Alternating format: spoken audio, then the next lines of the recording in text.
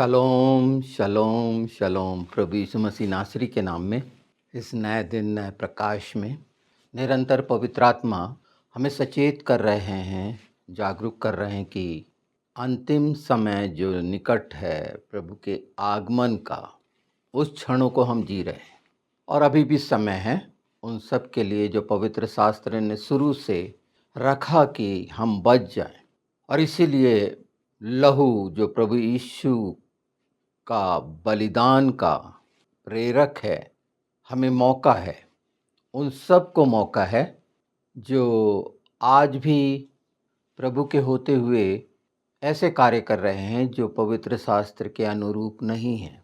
तो ये सीरीज जो लहू की सीरीज है, उसमें एक कदम और आगे रखते हैं हम, और वो है लहू का खेत जो खरीदा गया। उसका नाम लहू का खेत था।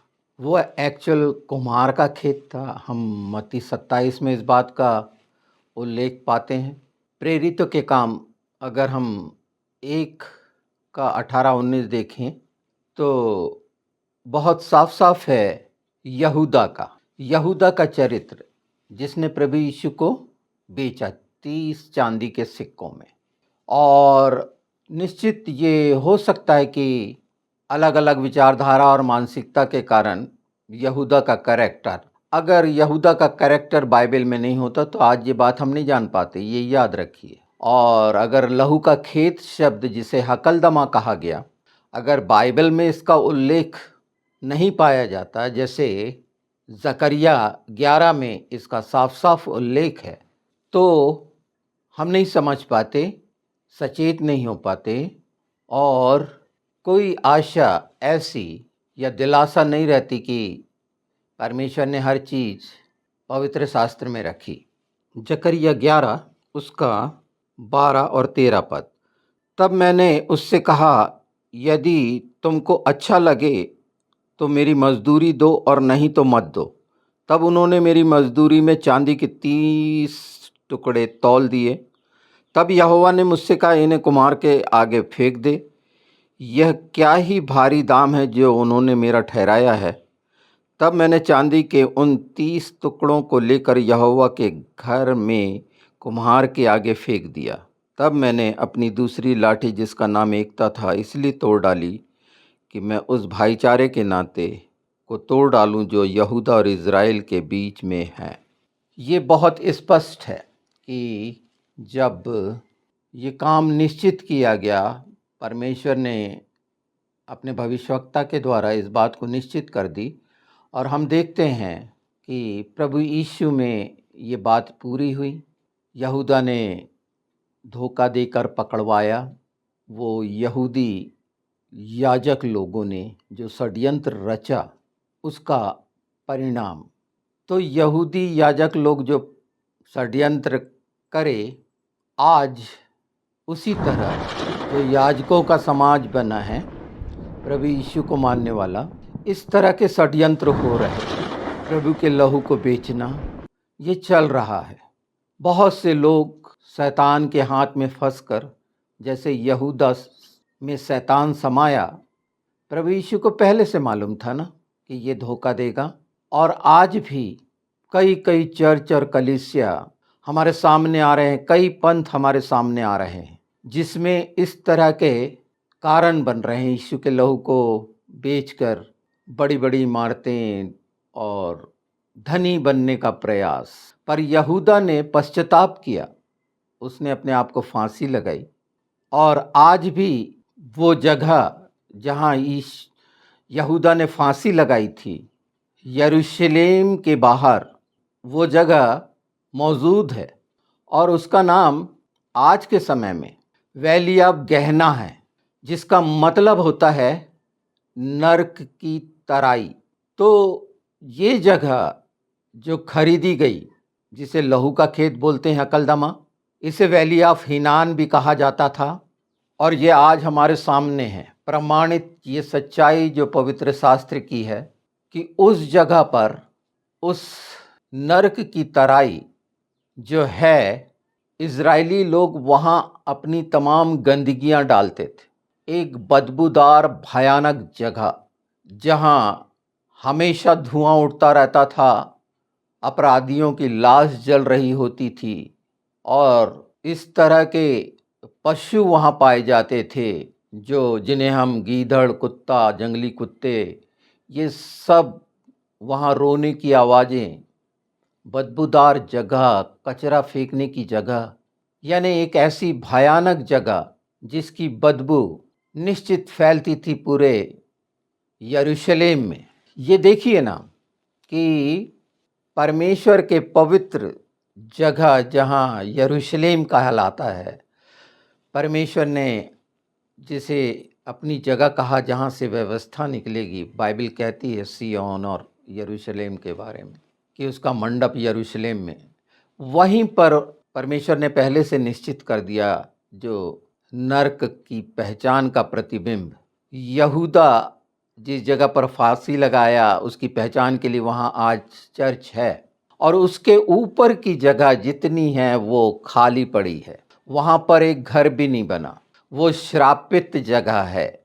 और मनुष्य ऐसे श्रापित काम के लिए यीशु के नाम में आज जो कर रहा है, मैं उनके बारे में कह रहा हूँ जो अपने आप को अगवा घोषित करते हैं या चरवाहा ठहराते हैं और ऐसे काम कर रहे हैं। उन्हें समय है गहना को, उस नरक की तराई को जान लें, क्योंकि वो आग की झील का विवरण बाइबल में है जो सच्चा है। ये भयानक जगह जो आप देख रहे हैं, ये पूरा बैकग्राउंड में जो चल रहा है, ये वहीं का है, हकलदमा, नरक की तराई का, कि इसे पहचान ले कि वहाँ पर कुछ नहीं, उसे सदोम और गमोरा में आज कुछ नहीं उगता। तो सचेत करने के लिए कि लहू कितना महत्वपूर्ण है और पूरी मसीहत लहू पर आधारित है, उस बलिदान पर आधारित है, स्वीकार करने पर कि मेरे पापों के लिए परमेश्वर ने मनुष्य बनकर अपनी बलि दे दी, अपना लहू बहा दिया, वो पवित्र लहू, निर्दोष लहू। पिछले वीडियो में ये सारे चीज़ें आपने सुनी हैं, अगर उस पर ध्यान नहीं दिया तो इस सीरीज को ज़रूर ध्यान देना, क्योंकि ये अंतिम समय के लिए जब हम नरक की सही पहचान करेंगे तो स्वर्ग की आशा करेंगे। मत्ती 27 मैं पढ़ देता हूँ 3 से। जब उसके पकड़वाने वाले यहूदा ने देखा, मत्ती 27:3, कि वह दोषी ठहराया गया है, तो वह पछताया और वे 30 चांदी के सिक्के प्रधान याजकों और पुरनियों के पास फेर लाया और कहा, मैंने निर्दोष को घात के लिए पकड़वाकर पाप किया है। उन्होंने कहा, हमें क्या, तू ही जान। तब वह उन सिक्कों को मंदिर में फेंक कर चला गया और जाकर अपने आप को फांसी दी। प्रधान याजकों ने उन सिक्कों को लेकर कहा, इन्हें भंडार में रखना उचित नहीं, क्योंकि यह लहू का दाम है। अतः उन्होंने सम्मति करके उन सिक्कों से परदेशियों के गाड़े जाने के लिए कुम्हार का खेत मोल ले लिया। इस कारण वह खेत आज तक लहू का खेत कहलाता है। और यहाँ पर लिखा ही हुआ है, यह तब जो वचन यिर्मयाह भविष्यवक्ता के द्वारा कहा गया था वो पूरा हुआ। उन्होंने वे 30 सिक्के अर्थात उस ठहराए हुए मूल को जिसे इज़राइल की संतान में से कितनों ने ठहराया था ले लिया, और जैसे प्रभु ने मुझे आज्ञा दी थी वैसे ही उन्हें कुमार के खेत के मूल्य में दे दिया। यहाँ पश्चाताप उसे यहूदा का अर्थ ही प्रेजिंग होता है, वैसे परमेश्वर की यह की स्तुति करना। ये पहले से निश्चित था कि आज हम जाने इस बात को, और इस तरह की लहू विहीन शिक्षा जहाँ पर है, अगर यीशु के लहू को महत्व नहीं दिया जा रहा है, लहू का दुरुपयोग किया जा रहा है, उस नाम से खरीदा बेचा जा रहा है, पैर के नीचे रौंदा जा रहा है, तो ये सचेत करता है हमें और दिखा रहा है उस नरक की तराई को कि हम देखें और आज के वर्तमान में जो कार्य कर रहे हैं इस तरह के, वो सचेत हों। और जो भेड़ ऐसों के जालों में फंसी हुई है, जो संसार के आकर्षण में अपनी आवश्यकताओं की आशीष के लिए इनके पास जा रही है, इनसे निकल आएं, इनसे दूर हो जाएं। आप सब जिन्होंने प्रभु यीशु को स्वीकारा है, परमेश्वर के लिए आप बेशकीमती हैं। और शैतान ने, बाइबल में लिखा है, वो हम ही में से निकले हुए ऐसे लोग हैं जो डाकुओं का अड्डा बनाकर लहू के खेत तैयार कर रहे हैं परदेशियों के गाड़े जाने के लिए। हम अन्य जाति परदेशी ही हैं। सचेत होना आवश्यक है। और जो मिशन बोलते हैं आज का, जो 2000 साल से है, वो ये है कि लहू का सुसमाचार, उसके जयवंत लहू का, निर्दोष लहू का सुसमाचार हो। मैं बार बार कह रहा हूँ, यीशु के लहू के बिना सुसमाचार हो ही नहीं सकता, क्योंकि वो सच्चाइयाँ हम सबके सामने स्पष्ट आप देख रहे हैं। और सारी चेतावनी आपकी आत्मा स्वर्गीय स्थानों में हो और इस जगह पर भी उस अनुग्रह के कारण आपके जीवन में आनंद और शांति हो। ये सारा कुछ जो अंधेरे का है, गंदगी का, बदबूदार है, उससे निकलिए। उसकी पहचान है यीशु को, वो जान रहे हैं। मनुष्य पर भरोसा, चाहे वो कोई हो, ज़्यादा उत्तम है हम पिता, पुत्र, पवित्र आत्मा पर भरोसा रखें, क्योंकि पवित्र आत्मा हमें मिला है जो इस प्रयोजन में हमारी मदद करेगा, अर्थात अनंत जीवन के लिए, जब हम इच्छा रखेंगे। प्रेरितों का काम एक और देख लेते हैं। 18, प्रेरितों के काम 18। उसने अधर्म की कमाई से एक खेत मोल लिया और सिर के बल गिरा और उसका पेट फट गया और उसकी सब अतड़ियाँ निकल गईं। इस बात को यरूशलेम के सब रहने वाले जान गए, यहाँ तक कि उस खेत का नाम उसकी भाषा में हकलदमा अर्थात लहू का खेत पड़ गया।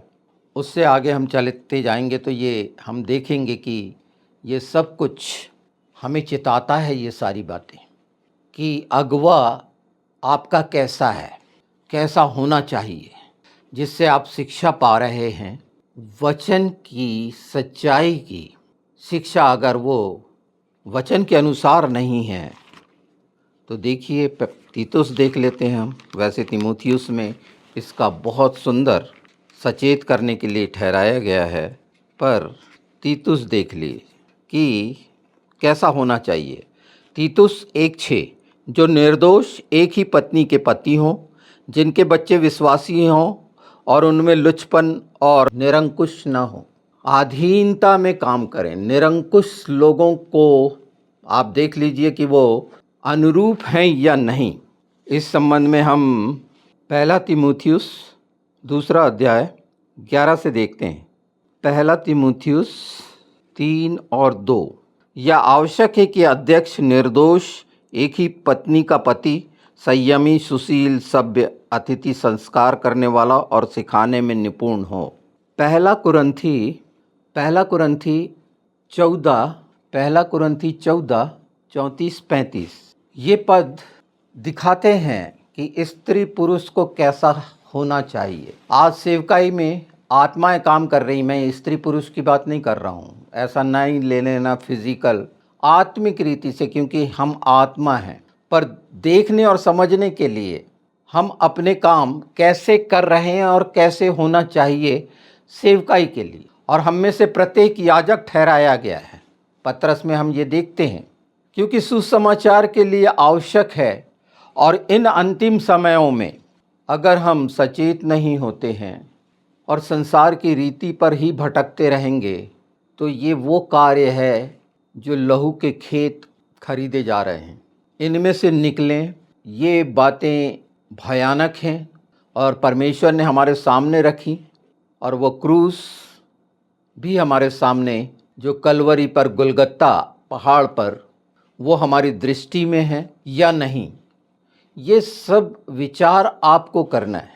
किसी शंका में, दुर्भावनापूर्ण दोष से भरकर किसी बात को संदेह की दृष्टि से देखना, क्योंकि ये काम शैतान डालता है, कड़वाहट शैतान डालता है।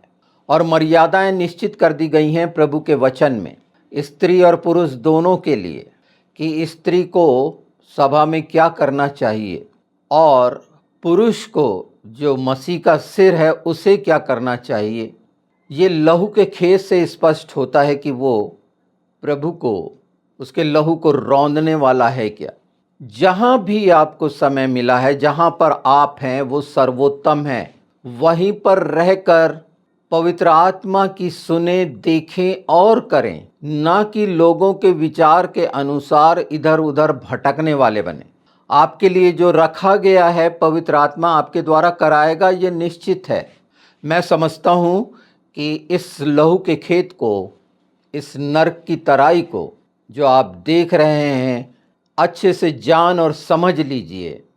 उस बदबूदार स्थिति में तो नहीं फंसे हैं जहाँ पर बहुत सारी गंदगी तो समेटे हुए अपने जीवन में नहीं ले आए हैं संसार की, शैतान के द्वारा। तो अभी भी मौका है कि इन सारी चीज़ों से, प्रेरित के काम में लिखा है वो सिर के बल गिरा और उसकी अतड़ियाँ बाहर निकल गई, है ना। वो सब जो भूख और प्यास है वो किस बात की है। यहूदा कोषाध्यक्ष था, ट्रेजरर, पैसे इकट्ठा करने वाला। तो पैसे ही इकट्ठे किए जा रहे हैं या सुसमाचार जो सर्वोत्तम मिशन है, सचमुच में सुसमाचार सुनाया जा रहा है कि अपने उपदेश और अपना ज्ञान बिखेरा जा रहा है। ये आप दे सकते हैं उन लोगों को समझकर जिन्होंने अपनी बोलियां लगाई हुई हैं, अपनी कीमत लगाई हुई है, आने जाने का जो आपसे हर्जाना लेते हैं। ये क्या कम है कि प्रभु यीशु जो आशीषों का दाता है, प्रभु के क्या था, एलिया, ये जितने थे, यिर्मयाह, यशायाह, मीका और वो सारे कोई अगर हम देखें तो ये घूम घूम कर जो कर रहे हैं वो लहू के खेत को दर्शाता है। और ऐसे लोगों से दूर हों, क्योंकि ये बड़ी लुभानी वाली, नम्र और दीन बनते हैं। इसके पीछे इनका जो चेहरा है वो शैतान के साथ, और उनके लिए भी सबक है ये सच्चाई का कि अपने आप को क्यों प्रभु की भेड़ों को नाश करने पर तुले हुए हो। कितना भयानक श्राप तुम पर, तुम्हारे बच्चों पर आने वाला है। ये देख लो, ये मेरे कहने से नहीं, बाइबल में ये सारी सच्चाइयाँ हैं। और ये सामने इसीलिए आ रही हैं कि प्रभु से प्रेम करने वाले जो वाकई में प्रभु से प्रेम करते हैं वो सचेत हों और भटकने से बचें। आपकी दृष्टि के सामने पवित्र आत्मा ने ये हकलदमा को ला दिया है, तो स्वर्ग को पहचाने और वो सुसमाचार जो यीशु के लहू के बिना नहीं, मैं बार बार कह रहा हूँ, वही हमें प्रेरित करता है, प्रेरणा देता है। बाढ़ जोने वाले बन सकते हैं, जागने वाले बन सकते हैं। फिर ये चिंता नहीं होगी कि प्रभु आ रहा है, कैसा करेंगे, क्या होगा। नहीं नहीं नहीं नहीं, उसके लहू में हम जानते हैं सामर्थ है, और लहू है तो यीशु का नाम है। यीशु का लहू नहीं तो यीशु के नाम में कुछ भी नहीं। और आप देखते हैं ये सब चीज़ें पहचान आपको है। और अगर किसी बंधन में पड़े हैं और परेशान हो रहे हैं तो निश्चित ये छुटकारे का भी समय है। तो वो बातों को अन्यथा ना लेना जो बाइबल में रखी हुई हैं, वो साफ साफ सच्चाइयाँ हैं। उस पर आपके मेरे विचार व्यक्तिगत ज्ञान के अलग हो सकते हैं, पर सच्चाई प्रमाणित दिखती है। यरूशलेम में दिख रही है वो जगह जो उजाड़ पड़ी हुई है। ये सब इसीलिए कि लोग भूल गए हैं, आशीषों के पीछे भाग रहे हैं जो संसार की है, उस अनुग्रह का इनकार कर दिए जो लहू के कारण है।